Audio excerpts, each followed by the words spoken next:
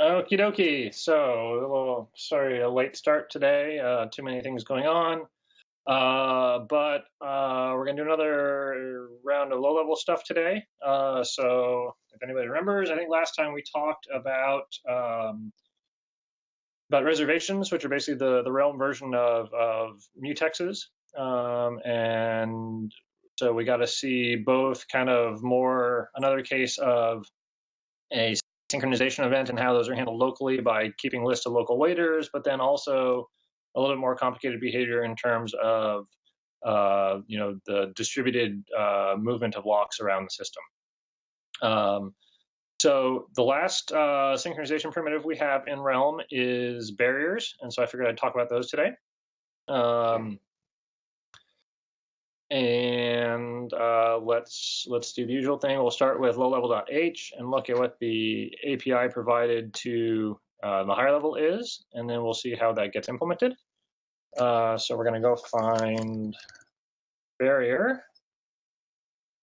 Okay, and so we'll see barrier is also an event. So basically, you can wait on a barrier the same as you wait on an event. The thing that's different about a barrier is how you cause it to trigger. So we saw user events before, which are very simple. You can create a user event that people can wait on, and then you can call trigger on it. The idea of a barrier is it's sort of like a user event, except it needs multiple people to trigger it. Actually, in the original incarnation implementation, actually barriers and user events were nearly identical. The user event just kept a count of how many triggers it was expecting before it actually had triggered. For a number of reasons, barriers are now distinct from user events, both in the API, but also in the implementation. Okay, so barriers are events. So if you remember, they have a handle for a generational event ID, and then they have a generation number. So barriers use that same model. In particular, that fits well with barriers because typically you'll use a barrier many times in a row. Everybody will arrive at a barrier, then everybody will arrive again at the barrier, and you want to be able to talk about which generation of the barrier you're arriving at, and so that fits well. We'll see. There's a couple other things that we do with barriers. We'll talk a bunch about this timestamp field. There's a particularly nasty race condition with the way we do barriers that we need to deal with. So that's an additional field that shows up in a barrier object. And then let's look at the main interface you have with barriers is you can create one. Let's ignore the reduction op stuff for now. We'll do that as a second pass. So the main thing when you create a barrier is you'll say how many arrivals you're expecting for each generation of the barrier. And so you set that up, and so this is similar to many other barrier implementations where you say how many people are going to arrive. As you'll see, we will expand on that in a moment, but the baseline is you say how many people you expect to arrive, and that's the minimum number of arrivals that have to happen at each generation of the barrier. If you are one of the people going to arrive, then you can call arrive on a barrier, and you can say how many arrivals you're performing. The default is 1, but if you're arriving on behalf of a couple people, you could always set this to a larger amount. And then the main other thing you need to be able to do with the barrier is you need to be able to advance it. And what that means is basically just go on to the next generation. So typically the model you'll see is I want to arrive at a barrier and then advance it so that I can call arrive. I get a handle to the next generation of the barrier so I can arrive on the next generation when I'm ready. And really that's just modifying the generation value stored in these barriers. It's a cheap enough thing to do. So the thing that Realm barriers, well, okay, so there's two things that are noteworthy about Realm barriers that we should talk about. The first one is just the non-blocking nature of them, like everything else, that unlike an MPI barrier where it's a full two-sided synchronization with everybody, we have a non-blocking model here where anybody can arrive at a barrier without ever blocking, right? You're simply saying you've contributed whatever you needed to either explicitly or implicitly for that generation of the barrier, and then you're going to go on and do whatever you want. And then the people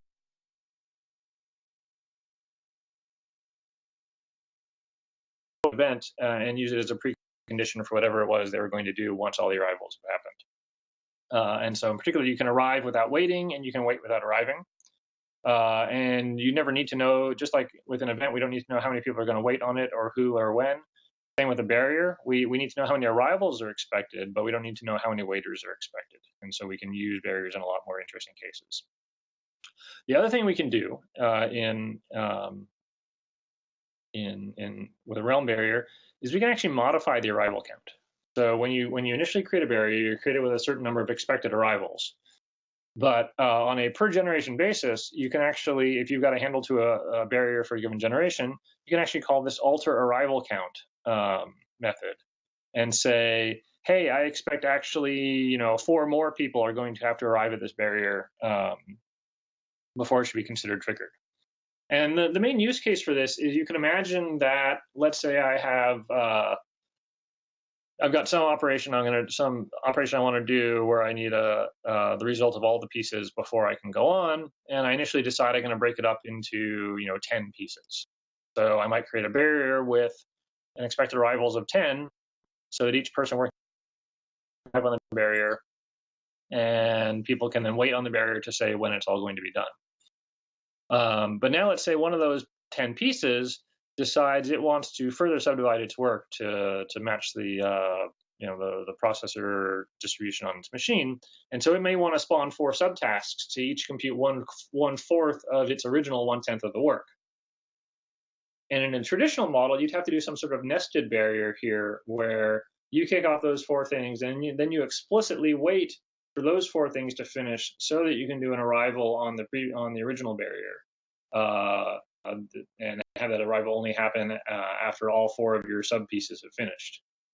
The model here in Realm is to actually just say, no, if I'm splitting one piece of work into 4, that effectively just means there's 4 minus 1 equals 3 more extra arrivals that need to happen, right? I've increased the number of work pieces by 3. And if I can alter the arrival count directly, then each of the 4 pieces I create can each independently arrive on the original barrier, and the right thing happens. So there's a couple of gotchas with this, basically some race conditions. Like I said, this happens on a per generation basis. So, so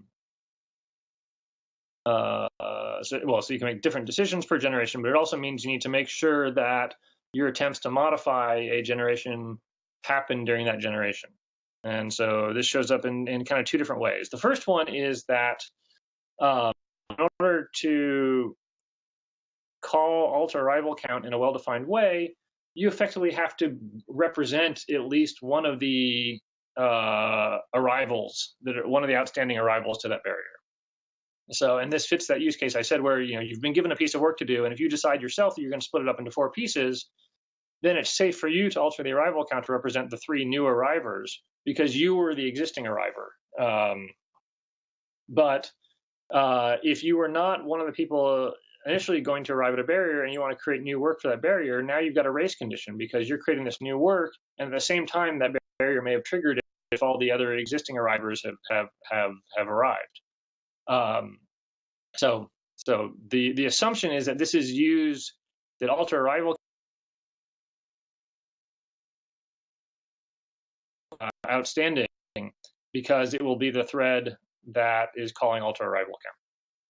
In particular, we use that property to deal with another race condition, which is because these barrier handles can be moved around the system.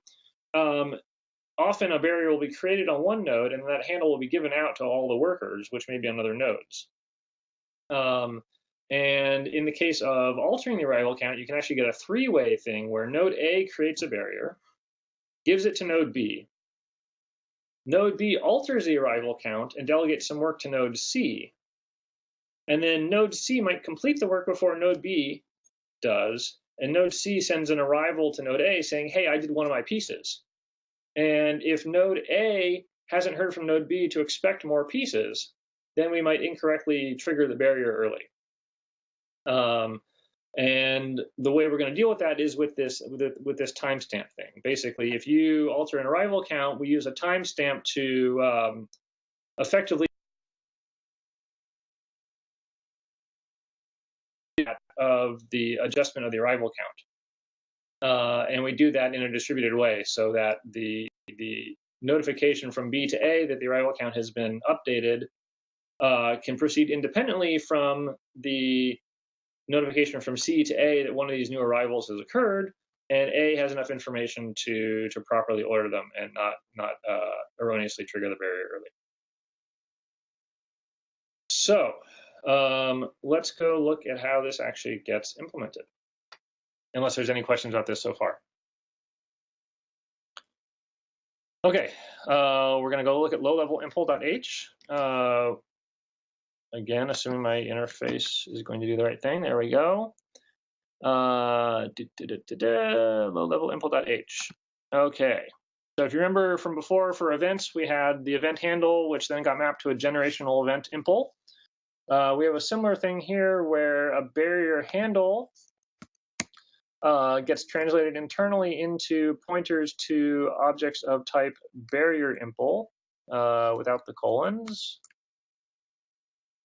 So that's right here. So this is basically the implementation of a barrier in the low-level runtime.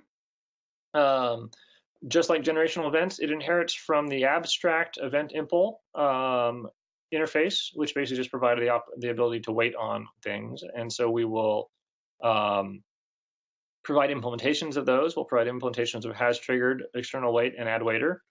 And then we'll also provide implementations of the adjust arrival count, which is how, although on the outside there were two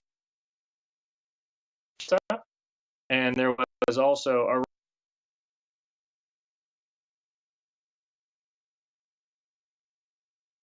expect one fewer arriver because, hey, I just arrived. So most of the fun will come around this adjust arrival method that we'll look at. And yeah, so let's go look at how this thing is actually implemented, what the data structure internally is. So this uses the dynamic table construct we talked about a couple of sessions ago. So in particular, the dynamic table uses a free list to remember which barriers can be reused, and so we'll need a pointer for that. We'll have a local mutex that controls access to our data structure. And then we're going to keep this generation object is basically going to be a bunch of metadata that we use to track each generation of the barrier. And actually, we'll go see the implementation of that in a moment. And so we have a map of those for existing generations. We're also going to keep track of a list of what other nodes have subscribed to a given generation of a barrier. And also, it turns out we have to keep track of what triggers have we sent out already. The held triggers is going to be to deal with that race condition we talked about before. Actually, no, this is for a different issue. We'll go see what that's for. Here's where we store the base arrival count. So that's the number of arrivals we're expecting at each generation of the barrier. And like I said, if you adjust the arrival count, that only applies to a particular generation. And as soon as that generation has triggered, we go back to the base arrival count. I told you we were going to ignore the reduction op stuff for now. So that's the rest of this. We'll come back and do that at the end of this session, hopefully. Okay, so the main thing we're going to keep track of is a data structure that keeps track of progress on the current, progress on zero or more generations of the barrier. The one thing that can happen because of this asynchronous nature, where you can arrive at a barrier without waiting on it, is you can actually have arrivals for multiple barriers, not just the oldest generation, right? So if one node is computing work and running ahead of everybody else, he can be arriving to future generations of the barrier before previous generations have triggered. And remember, this is different from events. Events have the property that we only handed out the next generation after the previous generation had triggered. But for barriers, that's not true. And that's actually why they're no longer sharing the same data structure, because of this fundamental difference. And so in particular, we have to be able to keep track of arrivals for any number of generations, as some arrivers may run way ahead. And so you end up with a slightly different data structure here. Okay, so let's jump now into lowlevel.cc, the kitchen sink of Realm. And let's go look for, what should we look for first? let's look for that generation object. Ought to be defined around here somewhere. Okay, so here's the contents of what we're going to store per generation of a barrier. The first thing we're going to store is what's called the unguarded delta, and basically that means how many arrivals have we received, and that we are certain aren't subject to any of the race conditions related to arrival count adjustments. So this is the number of arrivals we can actually count, and so we're expecting this to reach the expected arrival count. We like events. We're going to keep a list of local event waiters, and then per node we're going to keep track of incoming updates that we have not been able to apply yet to this unguarded delta. And so you see this is a map of nodes from node IDs to a per node update data structure, which is this guy here. And that consists of two more things. One is basically, we're going to use basically think of it like Lamport clocks. We're going to use a timestamp per node to keep track of messages being originated by a node. And we're going to use that to remember the last timestamp we've received from that node, and also a list of pending arrival count updates from that node, along with what timestamp they need to be ordered after. And so basically, if we get an update with a timestamp that's in the future according to this data structure, we dump it in this pending list rather than immediately applying it to the progress on this barrier. So let's see, these things initialize to basically just an empty data structure per node. And then when we get an adjustment, here's the things we do, right? If the timestamp is 0, that basically means that this adjustment doesn't need to come after anything. So it's effectively one of the original arrivers to the barrier, and we can apply it directly. So we take the delta that was sent in the update, and we apply immediately to the unguarded delta. If the timestamp is non-zero, then we figure out whether we can apply it or not. The first thing we need to do is the timestamp field is a 64-bit field. We use the upper bits to remember which node, basically to say which node originated the message. So you can actually think of it as it's really a separate timeline for each node. And so we fish out the node here, and we go look at the per node update data structure from that node, because basically if the timestamp was from a particular node, then it basically means this message effectively originated on this node. It may have been delegated to some other node to forward on when some sub operation was completed, but we'll track it based on the node that originated, that applied the timestamp. And what we're going to look for here is, we're going to find the per node data structure first. We'll create it if we need to. And then there are two cases here. If the delta is positive, then this is basically an increase in the expected arrival count. And we can apply that immediately to the delta because that's safe. It's always safe to assume more people are coming. And we update the last timestamp to say that we have received the arrival corresponding to that timestamp here. We can then use that to see if there are any older deltas. If there are any arrivals that we'd already received that needed to come after this update that we just saw, and if so, we can go ahead and apply those too.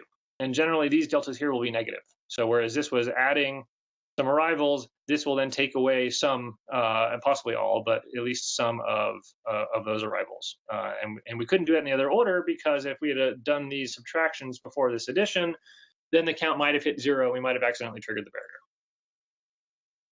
So in the case where an upward adjustment in the arrival count comes in, we do that, and we can possibly shake loose some older updates.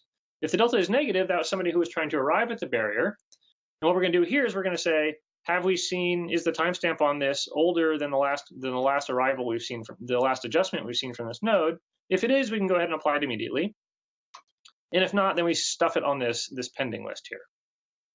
So basically the way to think about it is whenever we adjust the arrival count, the barrier handles that result from that arrival adjustment get stamped with a timestamp from the node that did the adjustment. The adjustment gets sent directly to the owner of the barrier, and goes through this path. And then the arrivals to the adjusted barrier come through this path eventually. And if they arrive faster than the adjustment, then they get stuck on the pending list. If they arrive after the adjustment, then they can be applied directly to the barrier. So this is basically just dealing with the race condition of the three-way communication pattern that you can get with barriers. Now, there is an important assumption in this code. And the important assumption is that messages between two nodes, so from B to A, always happen in order. So in particular, if I've got a node that is doing multiple arrival adjustments to a barrier, right? It's going to stamp two different. It's going to create two different timestamps for those two arrivals, and it's going to send those both. But in particular, I'm assuming that those two adjustments show up at the owner node in the original order, because if I get the newer one first, then I'll adjust that time step to the newer one, and then the older one will come in and effectively back up the time step. And this can result in race conditions and/or deadlocks, depending on when the arrivals showed up, right? If the arrivals showed up early, then I'll apply them too fast, and I might get a race condition. If the arrivals show up too late, then the arrivals for the later adjustment might never get applied because we've backed the time step up to the earlier adjustment. So this is one of the invariants we tried for a long time to keep out of Realm. We tried to allow messages to arrive out of order even between a pair of nodes, and enough things get hard in that case that the new model we have for the underlying network layer is that messages from node A to node B should always be delivered in order. However, the other case that we're handling here, the assumption that a message from node A to node B might arrive slower than a message from node A to C that results in a message from C to B. So if you think of the queue from A to B might get very backed up, and another message gets sent from A to C. C may operate on it, act on it immediately, and send an update to B, which effectively has arrived earlier than the ordered thing from A to B. And there's two ways to deal with this. One way is full-on Lamport clocks, where any message C to B that was dependent on something sent from A to C gets ordered properly after anything from A to B. But that's pretty heavyweight. Here is to do a mini version of that on a per data structure case. And so effectively what's being done here is Lamport clocks, but just on a per barrier basis rather than globally. And that means we're not delaying other messages which don't have this stronger ordering requirement. Okay, so this was the per generation data structure, which, as we'll see, does much of the heavy lifting of actual barrier arrivals. So let's go now. Let's go find barrier impl adjust arrival. So this is basically the. Well, I'll tell you what. Let's go look at. Actually, am I going to be able to find it easily? I was going to show you the weighting side of things. So barrier impl, has triggered is going to be nice and simple. Basically, this is using that same property we had before. The generation counts only are monotonically increase, so we can always do a check without a lock of has the generation we wanted already triggered. If so, immediately return. If not, the only thing we really need to do is we issue a subscription to the event. To the barrier. And so actually, this is a slight difference between barriers and events. If you remember from events, actually you probably don't remember, but you could go look. The has triggered method on an event doesn't actually do a subscription to the event right away. And the idea here is that we call event has triggered so often that we basically never want to potentially block on trying to access a mutex there. It's a very time critical path. Barriers are used a lot less often, and pretty much if you ask for whether a barrier is triggered, you're almost certainly going to be wanting to wait on it later on. So here we try to save a little bit of latency and go ahead and send the subscription right away. Scrolling down a little bit, the add waiter looks a lot like the a generational event waiter. Basically, we double check that the generation hasn't already triggered. If it is, we'll do a trigger now and immediately call this. Otherwise, we go get or create a generation object corresponding to the generation we want to wait on. And remember here, you can be waiting on even generations we haven't heard of yet. Whereas events have the property that if somebody tries to wait on a generation we haven't heard of yet, then we know all the previous generations must have triggered. Here you don't necessarily know they've triggered, so we just create a new generation event to track this and add the waiter and do nothing else special. So that's very much like events on the waiting side. Come on, and then let's go top off the stack and now go back and look at adjust arrival.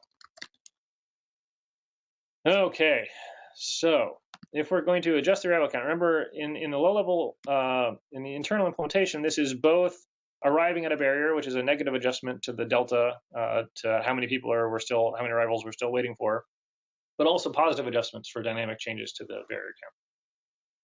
So the first thing we're going to do, right, just like any other realm operation, arrival adjustments can have preconditions, and if that precondition hasn't triggered, we need to defer this operation until it has actually triggered.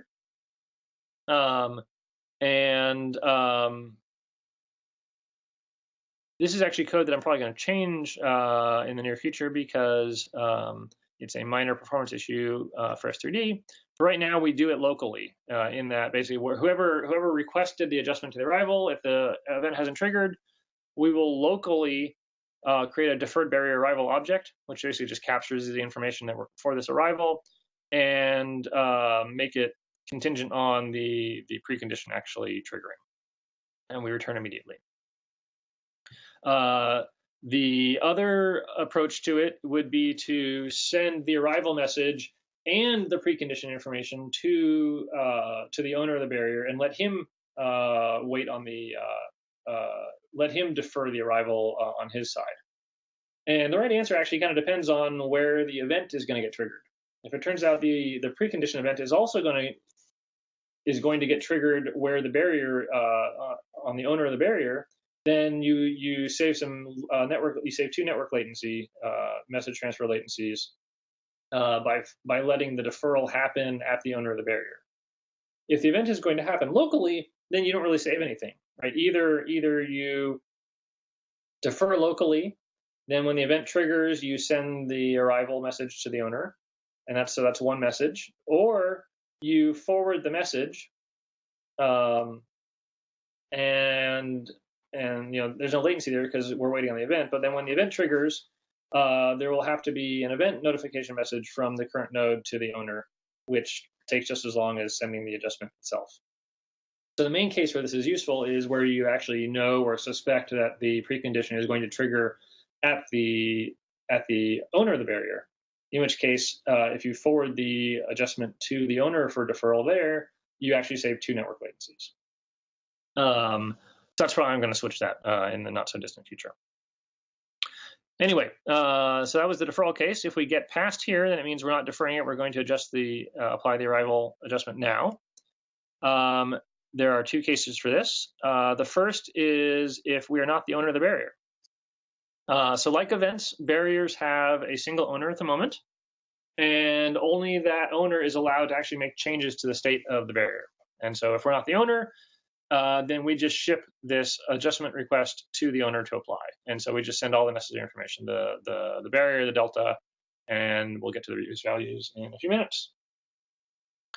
If we are the owner, well, then it's up to us to apply the adjustment. And as you'll see, this basically ends up just delegating to that generation object. So we take a lock for our generation, for our data structure, do a couple quick sanity checks that this is actually a valid barrier.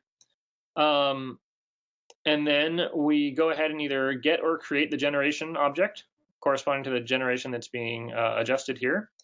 And then we call handle adjustment on it. And we already saw that basically all the decision of what to do, whether the arrival itself needs to be deferred for ordering reasons, handles in that generation object.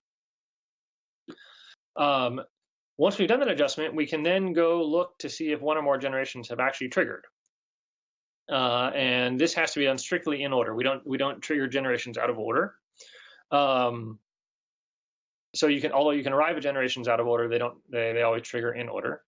So we look to see if the generation being arrived at is the next one. If it wasn't the next one, if it's for a future one, then we can't possibly be triggering any barriers now. But if it is for the next one, then what we're going to do is we're going to iterate over the list of generations. And since this is a map, begin gives us the oldest one. And basically we're just going to walk while the oldest generation in our list is the next generation, and the arrival count plus the delta is 0. So basically all the arrivals have occurred. It occurs to me, actually, I may have a sign difference here. No, that's right. Basically, arrivals are negative deltas. And so if we add the number of deltas, the number of arrivals as a negative number to the base arrival count, and it's 0, well, then we've got all the arrivals we want, and this generation is triggered.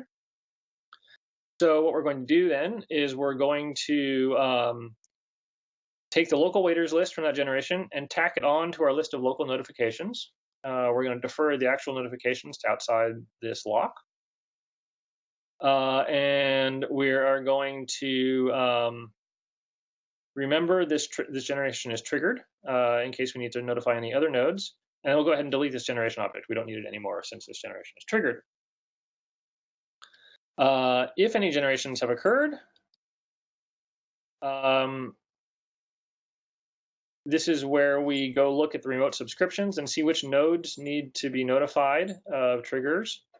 And we also need to know effectively what is of the nodes that we're notifying, what is the oldest generation that all of them have heard of before, because it lets us not send some duplicate information. That's what's going on here. We're going to iterate over all the subscriptions and add them to the list of nodes to trigger. There's an assumption here in this data structure. The remote subscribers was a map of node ID to what generation they're subscribed to. So there's an assumption here that barriers tend to have fairly sparse lists of subscribers. In particular, if you have a barrier that every node in the entire system is subscribed to, then this is a fairly inefficient way of storing that. Most of the barriers in S3D are effectively point-to-point barriers, but there are some global ones. And so I've been thinking about maybe having two versions of this, one that does the sparse case and a different way to handle the dense case. We've recently done some stuff with our lower level data structures that specialize on both of those cases rather than just assuming sparsity or density. Anyway, the result of this is we get a list of what other nodes we need to notify in this remote notifications list, and also we need to know what generation have they all heard of, this oldest previous thing. I'll get back to the reduction stuff in just a moment. I'm going to have a few minutes for that.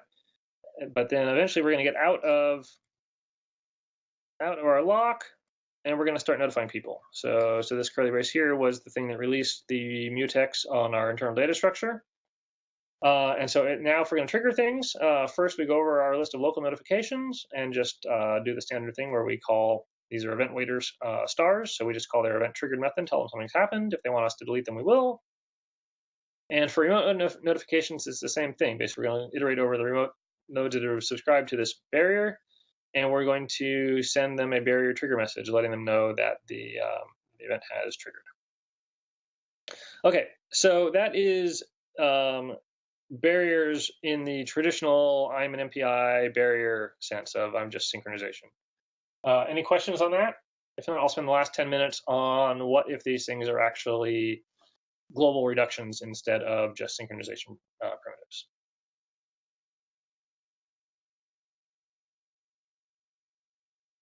Okay. So now let's talk about the other use of barriers, which is basically as big, the equivalent of an MPI reduce or an MPI all reduce. And so for that, we're going to back up again to the low level H and show you the part that I skipped over before in the API.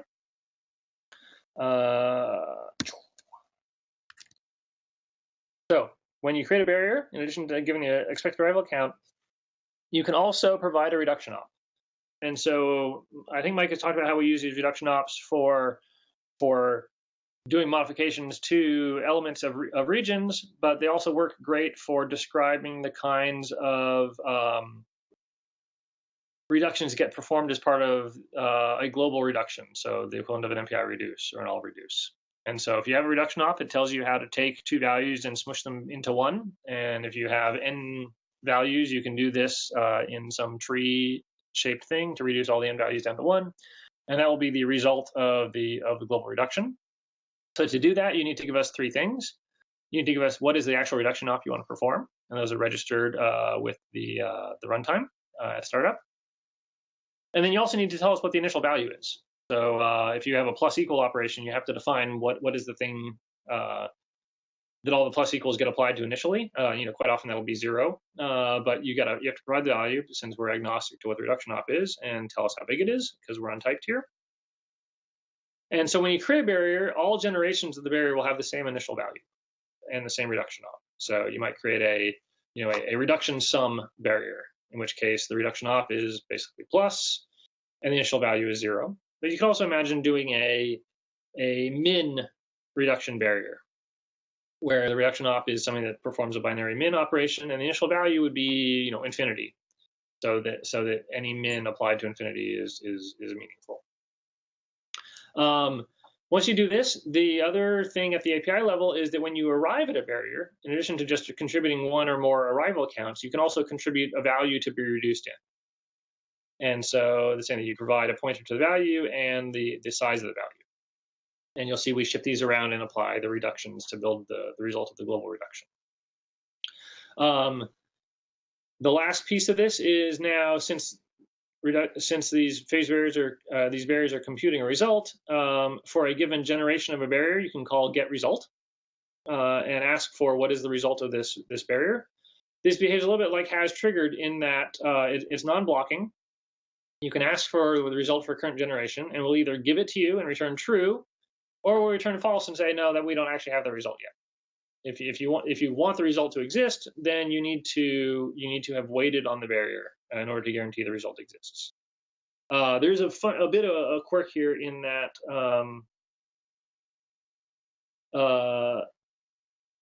because of this invariant, we want to guarantee that if you have been told somehow or another that a barrier has triggered, then this get result must always succeed. It would be confusing to somebody to tell them the barrier has succeeded, but somehow the value is not there yet. So in particular, whenever we notify anybody that a barrier has triggered, we always immediately provide the result of the barrier, so that we can always be able to immediately satisfy the get result call. Okay, so let's look at how this is done, and one of these days I'll figure out why option left only works half the time. So go back to low-level impl and our barrier impl. Barrier impl. Okay, so we talked about most of this already. The part I skipped over here was basically just this, the reduction op stuff. So if we're given a reduction op, we'll store the ID of that. This gets mapped through the registration table into an actual object that describes the reduction op, and we'll just cache that here since we're going to use it a lot. We will remember a copy of the initial value. And then the other thing we'll remember is for every generation that has triggered or has been contributed to, we will measure either a partial or a complete result of the reductions applied to that generation. And we don't store that in that generation object that we saw before, because that object actually gets deleted as soon as a generation is triggered. For the results of generations, we need to store all the values that have ever existed. And this is we have the same property that we do with events, which is that we don't reference count events or barrier generations. And so technically you could have millions and millions of generations of a barrier have occurred, and then somebody comes around and asks for giving the value from generation number 1. And so since we have no way of we only have one way of guaranteeing that doesn't happen, which I'll tell you about in a moment. But the way you guarantee that doesn't happen is that we do know that nobody is allowed to ask for the results of a barrier after the barrier has been destroyed. And so the model is basically we keep around all results, all reduction results from any generation of the current barrier. If you destroy the barrier, then we can go ahead and clear this out. Since the barriers tend to compute fairly small values, like a single, double or something, 8 bytes per generation is not a huge deal. And so I'm not too worried about the storage cost of this. If you're computing a barrier that had a very, very large result, and you're doing many, many generations of that, then the storage with this could be a problem over time. If somebody comes up with a case like that, then the thing to do is basically just every so often destroy the barrier and recreate it to explicitly say at the application level, that's the way you can tell Realm that you're never going to refer to the older generation of the barrier. Okay, so this is stored as one basically big array for convenience. And now let's go look at how it gets updated. And I think that will pretty much run us out of time. Okay, low-level.cc. So let's look first at the get result call. So this is the thing that's going to give us the result of a barrier. You'll see how we access the data. Okay, so unlike the has triggered thing where we could do the safe check of it if the barrier has occurred, here, because of the way that that array of final values can actually be dynamically reallocated, so it's never safe to look at it without the mutex. So we always take the mutex here. If the thing hasn't triggered yet, then we can return false. If it has triggered, then we figure out basically what is the index. We know the value is going to be in our array. We just figure out what is the relative index, because not all generation. If you destroy a barrier and we reuse it when you recreate a new barrier, we use this first generation thing to say what is the first generation of the current incarnation of the barrier, and we're going to use that as a relative index into the value array. We copy it back out and return true. So basically, the assumption here is that this final values array is already big enough and has the value we want in it. So let's see how this final values thing gets produced. There's two ways it happens. Let's look first at how it works on the owner node. So if you remember from before, all arrivals get forwarded individually at the moment to the owner of the barrier. One might ask why we don't do any local reductions right now of the barrier, and the short answer is that in the Realm model, we don't actually know. We know how many arrivals we're expecting. We don't know who we're expecting them from. And so it's a bit tricky to talk about a node sitting on an arrival with the intent to merge it with others because it has no way of knowing if there are going to be any others. So right now, we always forward each arrival independently to the owner node. This is potentially a scalability bottleneck in cases where you've got a barrier, a gigantic all reduce over an entire very large job. We're actually looking at this in S3D right now. And although it shows up as a linear cost on something that ideally is constant as you scale up, it doesn't appear to actually be that big a bottleneck at the moment. But they don't appear to be as urgent as we thought. So anyway, all the arrivals are going to go directly to the owner node to apply. So let's go look at that. So that was the part I skipped over in barrier impl adjust arrival. So we had all this funny business for deferring arrivals still happens. Had all this funny business for doing using this generation object to track whether they can apply the deltas yet because of the race conditions. Turns out we don't have to deal with the race conditions for the reductions. Whenever we get an arrival, even if we can't adjust the delta yet because we're waiting on knowing if the delta count is safe, we can still fold the data in. We don't need to keep around copies of the data for pending things. And so even if the handle adjustment thing says we're not going to modify the delta yet, and so even if the barrier doesn't trigger yet, we still always reduce the value right away here. Because again, we're using the actual triggering of the generation is tracked with the other data structure. So here, if there is reduced value, we double check that it's the size we expect. We see what is the relative generation number. Again, right, we're going to offset by the first generation of this incarnation of the barrier. And then here we're going to ask, is our current final values array big enough to hold this? Is this a generation we've seen before? If it's not, we need to go ahead and realloc our final values thing, final values array, to be big enough to hold this, and fill in any of the new things we created with the initial value. Once we get here, we know it's big enough, and so we can just use the apply operation on the reduction op to apply this reduced value to the appropriate entry in this final values array. And like I said, we do this even if, due to arrival adjustments, it wasn't safe to apply the delta yet. What it means is that if it was, when the arrival count gets to 0, sorry, when the arrival count gets to match the expected arrival count, then this final value is already ready on the owner node. And so then the only real trick to do to let other people know about it, remember, we're going to send remote nodes that have subscribed to a barrier are going to get a trigger message down here saying it has triggered, and we're going to include in this message, directly in this message, any values, the final values for any barriers, any generations that these nodes don't have yet. And so that's why we did that code up above, to figure out what is the oldest generation that all these nodes have heard of. So we don't want to resend a value that everybody knows, but we may be sending values for multiple generations if necessary.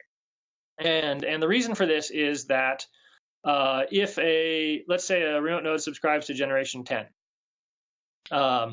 when we notify that node that generation 10 has occurred, we're going to provide the data for generation 10 so that it can satisfy a get result call on generation 10.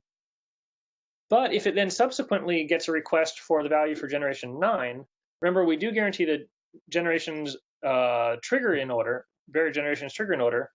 So that same invariant says that we must be able to immediately provide the data for generation 9 on the remote node. In order to guarantee that, basically, whenever we send a barrier trigger message to a remote node saying a given generation is triggered, we guarantee that either in that message or messages that have preceded it, all final values for all previous generations are available to that other node. And so that's what's going on here.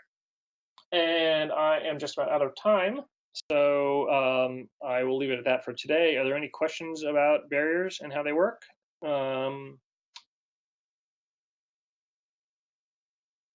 Or did I just go too fast and people get lost? Or are people hungry because it's lunchtime? Or one of the above. Okay, well, that'll do it for now. If you have any questions on barriers, they are fairly different from the way that traditional MPI barriers work. So I wouldn't be surprised if there are any questions. Feel free to track me down an email, and I will try to help you out. But for now, I think we're done. You can press the big red button again and stop things. And Mike will do both sessions next week because I'm going to be out of town next week. So we'll do another low-level one in 2 weeks, I think. Okay, have a good week, guys. See you later.